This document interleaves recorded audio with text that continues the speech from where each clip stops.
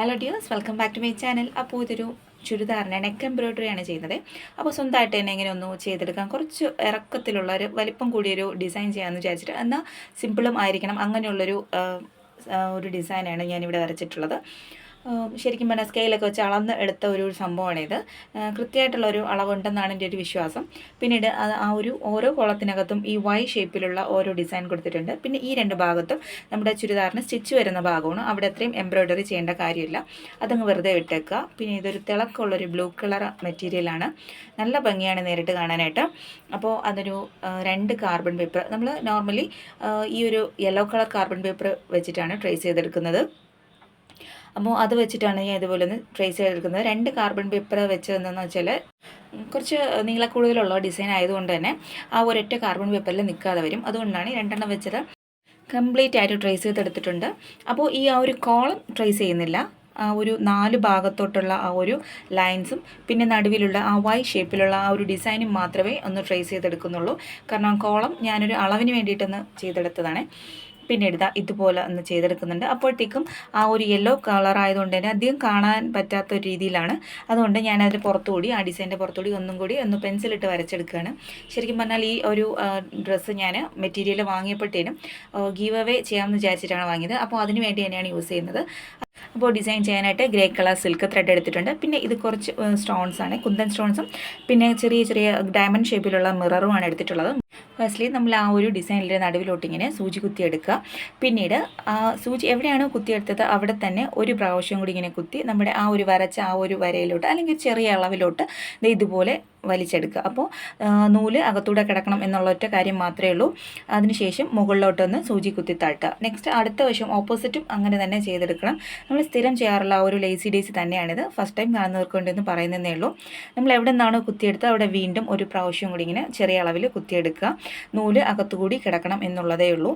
ഇപ്പോൾ ഞാൻ 8 നൂല്, അതായത് 8 സ്ട്രാൻഡ്സ് കോർത്തെടുത്തിട്ട് ആ നൂലിൻ്റെ 2 തുമ്പും കൂടി ഒരുപോലെ കെട്ടിട്ടെടുത്തതാണ്. അപ്പോൾ 16 സ്ട്രാൻഡ്സ്, ടോട്ടൽ 16.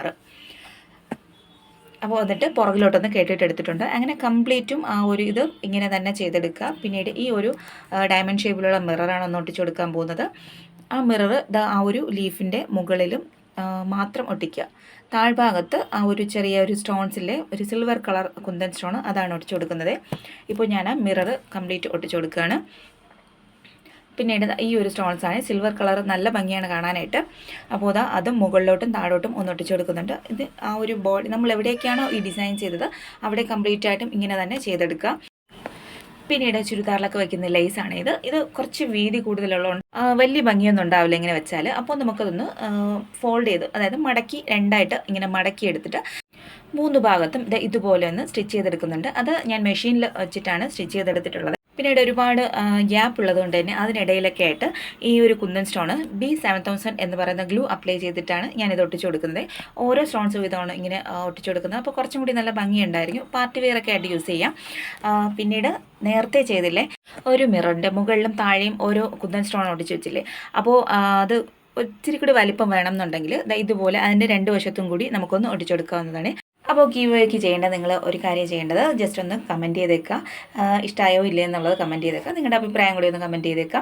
അപ്പോൾ ജസ്റ്റ് ഒരു 50 കമൻസ് ഒക്കെ ഞാൻ പ്രതീക്ഷിക്കുന്നുണ്ട്. അപ്പോൾ അതിൽ കൂടുതലായാലും കുഴപ്പമില്ല. അപ്പോൾ അതിൽ നിന്ന് സെലക്ട് ചെയ്ത് ഒരാൾക്ക് ഞാൻ ഈ ഒരു ചുരിദാറിൻ്റെ ആ ഒരു ടോപ്പിൻ്റെ മെറ്റീരിയലാണ് കേട്ടോ. ഷോളൊക്കെ എൻ്റെ ഷോൾ വെച്ചിട്ടാണ് ഞാൻ പെയർ ചെയ്ത് കാണിക്കുന്നത്. ശരിക്കും ഈ ടോപ്പിൻ്റെ ആ ഒരു മെറ്റീരിയലാണ് നിങ്ങൾക്ക് ഗീവ് അവേ ആയിട്ട് തരുന്നത്. അപ്പോൾ എല്ലാവരും ഒന്ന് കണ്ടു നോക്കുക. ഫൈനൽ റിസൾട്ട് അടിപൊളിയാണ്. ഇഷ്ടമായ ലൈക്ക് ചെയ്യാനും ഷെയർ ചെയ്യാനും സബ്സ്ക്രൈബ് ചെയ്യാനും മറക്കരുത്.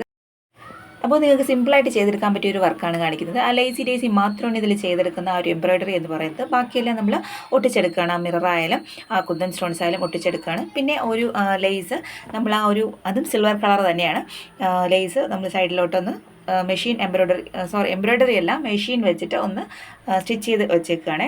പിന്നെ നിങ്ങൾക്ക് ഇതിൽ വേറെ കളർ വേണമെങ്കിലും യൂസ് ചെയ്യാം. നിങ്ങളുടെ ഷോളിന് ഏത് കളറാണോ മാച്ച് ആവുന്നത് ആ ഒരു കളർ നൂല് വെച്ചിട്ട് ഇതിൽ തന്നെ ഡിസൈൻ ചെയ്തെടുക്കാവുന്നതായുള്ളൂ. ഇപ്പോൾ ഞാൻ സിൽവർ കളർ യൂസ് ചെയ്തത് കുറച്ചും കൂടി ആ ബ്ലൂവിന് കുറച്ചും കൂടി ഒന്ന് അട്രാക്റ്റീവായിട്ട് തോന്നാൻ വേണ്ടിയിട്ടാണ്. അപ്പോൾ ഇതാണ് എൻ്റെ ഫൈനൽ റിസൾട്ട്. ഞാൻ 2 കളർ വെച്ചിട്ട് ഒന്ന് പെയർ ചെയ്തിട്ടുണ്ട്. അപ്പോൾ നിങ്ങൾക്ക് ഇതിൽ ഏത് കളറാണ് ഇഷ്ടമെന്നൊന്ന് കമൻറ്റ് ചെയ്തേക്കണേ. അപ്പോൾ കമൻറ്റ് ചെയ്യാൻ മടിയുള്ളവർ ജസ്റ്റ് ഒരു ലൈക്കെങ്കിലും ചെയ്തിട്ട് പോകണേ. Thank you for watching.